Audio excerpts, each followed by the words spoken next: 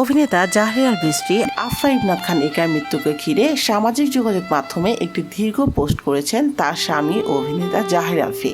সেখানে তিনি ঘটনাটি নিয়ে বেশ কিছু গুরুত্বপূর্ণ দাবি তুলে ধরেছেন এবং তদন্তে সেসব বিষয় খতিয়ে দেখার আহ্বান জানিয়েছেন।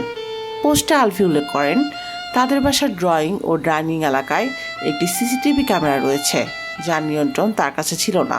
তার দাবি অনুযায়ী ক্যামেরাটির অ্যাক্সেস ছিল ইকরার মোবাইল ফোনে।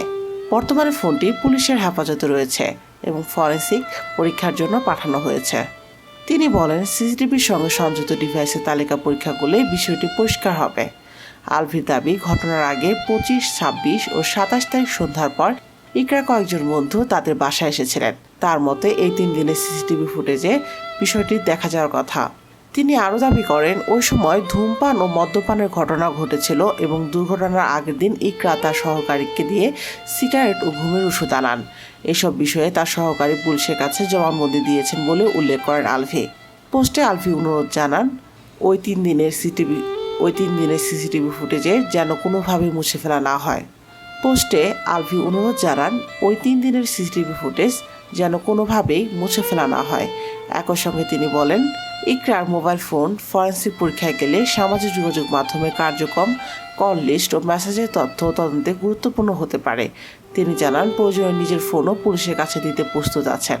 পোস্টমর্টেম রিপোর্ট নিয়েও উদ্বেগ প্রকাশ করেছেন আলভি।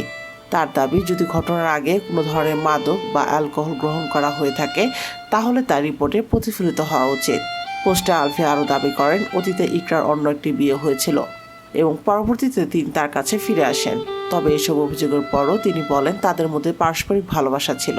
পোস্টে আলফি আরও দাবি করেন, অতীতে ইকরার অন্য একটি বিয়ে হয়েছিল এবং পরবর্তীতে তিনি তার কাছে ফিরে আসেন। তবে এসব অভিযোগের পরও তিনি বলেন তাদের মধ্যে পারস্পরিক ভালোবাসা ছিল। পোস্টের শেষ দিকে আলভি দাবি করেন, বিভিন্ন মহলের চাপ ও ব্যক্তিগত বিরোধের কারণে তিনি মানসিকভাবে চাপে আছেন।